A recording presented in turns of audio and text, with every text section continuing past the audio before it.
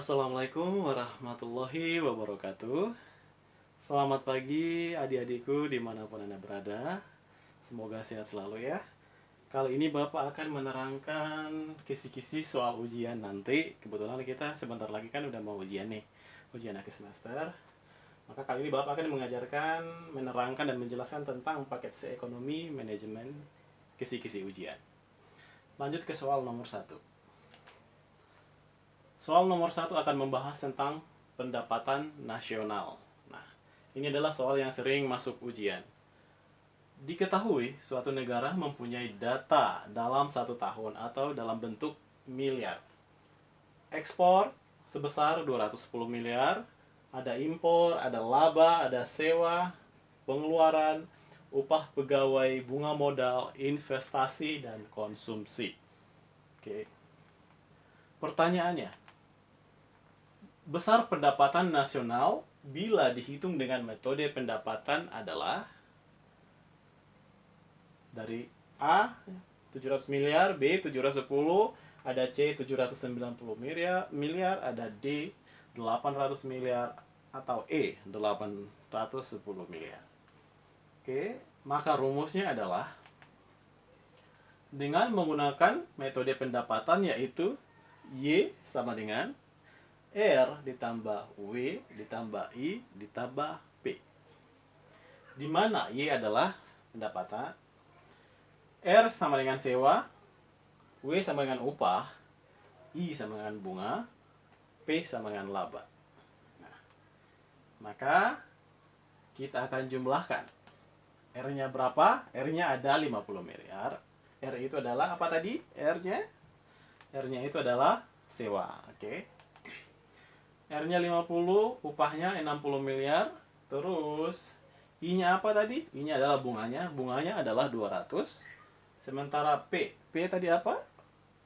P-nya adalah laba. Nah, sementara labanya adalah 400 miliar. Setelah kita total 50, 60, 200 dan 400, totalnya adalah 710 miliar. Jadi kunci jawabannya adalah B. Jadi ingat rumusnya dihafal ya. Y sama dengan R plus W plus I plus P. Nanti keterangannya sudah jelas. Y, R, W, I, P itu apa? Nanti bisa dibaca di sini. Oke, lanjut ke nomor 2. Tadi itu kan metode pendapatan nih. Nah, jika ditanya nanti menggunakan metode pengeluaran, rumusnya seperti apa, Pak? Nah, ini dia. Soal nomor 2 menggunakan rumus pengeluaran. Jika soal yang bertanyakan tentang rumus pengeluaran, maka rumusnya adalah Y sama dengan C plus I plus G plus buka kurung X dikurang M. Yang artinya adalah C sama dengan konsumsi, I sama dengan investasi, G sama dengan pengeluaran pemerintah, X sama dengan ekspor, M sama dengan impor. Nah, maka jawabannya adalah Y sama dengan konsumsi 300. Oke. I tadi apa di sini? Investasi ya. Investasinya 200. Nah, G apa? G adalah government, artinya pengeluaran pemerintah. Sementara ekspor 210 dan impor 200. Nah, 300 ditambah 200 ditambah 300. Oke.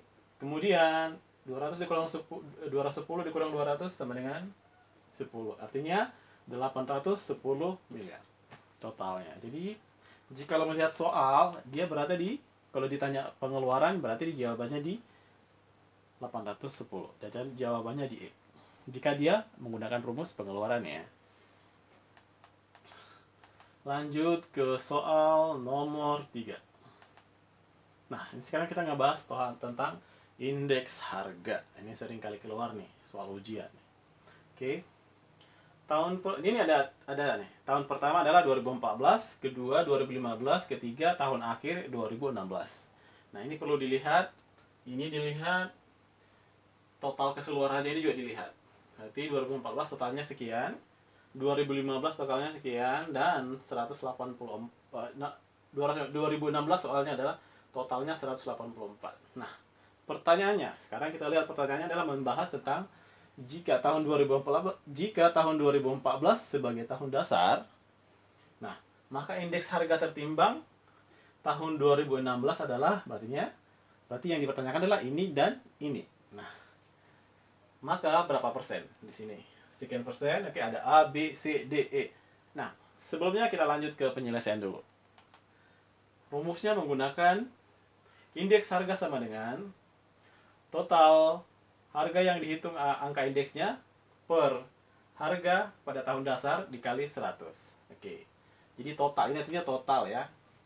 Total harga yang dihitung angka indeksnya per total harga pada tahun dasar dikali 100. Oke. Jadi kita harus kembali ke mana tahun dasar, mana harga yang dihitung angka indeksnya. Oke. Di sini adalah rumusnya sebagai berikut. Maka indeks harganya adalah 184 per 124 dikali 100. Sama dengan 148. Nah, kita kembali ke soalnya. Ini dari mana, ini dari mana. Oke. Nah, ini dia. 184 dibagi 124. Karena dia adalah tahun dasar. Oke, paham? Jadi intinya 2016, 2014. Nah, intinya ini dibagi ini. Oke, berarti ini dibagi ini. Paham kan? Ini adalah angkanya totalnya. Jadi ini dibagi ini. Maka jawabannya adalah 148,38%. Oke, paham ya adik-adik? Kita lanjut ke soal terakhir, elastisitas. Karena ini memang soal-soal ini rata-rata pasti masuk semua. Karena ekonomi juga ada yang berhitung ya. Jadi jangan salah. Ekonomi banyak ya. Makanya ada istilah matematika ekonomi juga ada. Nah, inilah dia. Kita ngebahas lagi elastisitas. Perhatikan tabel berikut. Harga pertama 40.000, harga kedua 60.000. Nah, jumlah unitnya adalah 800, jumlah keduanya adalah 900. Berdasarkan tabel di atas, jenis elastisitas penawaran adalah ada A elastis, B inelastis, C elastis unitar, D elastis sempurna, dan E inelastis sempurna. Oke, rumusnya adalah, oke, silakan berhitung ya. Oke, ini dia. Kita akan menggunakan, karena dia sebenarnya sama aja. Ini penawaran, artinya berarti di ES. ES adalah elastisitas penawaran. S artinya supply. Sementara D artinya demand, artinya berarti ini penawaran, supply adalah permintaan. Kembali nggak? Oke, betul. Oke. Di sini dia ED adalah permintaan, sedangkan supply adalah penawaran. Jadi kita menggunakan rumus ES. Sebenarnya sama aja, nggak ada perbedaan. Sama aja. Oke, maupun permintaan dan penawaran semua rumusnya sama aja. Oke, maka ES adalah, bentar, keterangannya ini dulu ya. Nah, keterangan rumusnya adalah, ini adalah selisih Q artinya adalah perubahan jumlah permintaan, dan selisih P artinya adalah perubahan harga barang. P sama dengan harga mula-mula, atau P adalah price, Q adalah quantity atau jumlah. Sementara ED adalah elastisitas permintaan. Kalau di sini harusnya ada ES adalah elastisitas penawaran, sama. Oke, lanjut ke jawabannya. Nah, ini dia. Oke, slide-nya close. Lanjut. Di sini dilihat adalah 100 per 20.000 dikali 40.000 per 800. Pak, ini dari mana? Ini dari mana? Pasti bingung ya kan? Nah, ini ada karena selisih dari Q. Sementara ini adalah selisih dari P.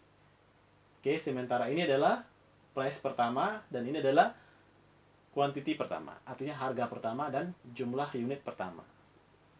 Kita kembali ke soalnya, jadi nggak bingung ya, sebentar. Kita kembali ke soalnya dulu. Nah, tadi itu 20 itu dapat dari mana? 20.000 itu dapat dari mana? Ya dari ini, selisih antara 40.000 dengan 60.000 berapa? 20.000 toh. Nah, kayak itu. Sementara selisih dari jumlah Q tadi, quantity gitu kan. Berapa Pak selisihnya? Nah, ini dia, 900. Selisih antara 800 dan 900 adalah 100. Maka dapatlah ini dia. Oke, 100 per 20.000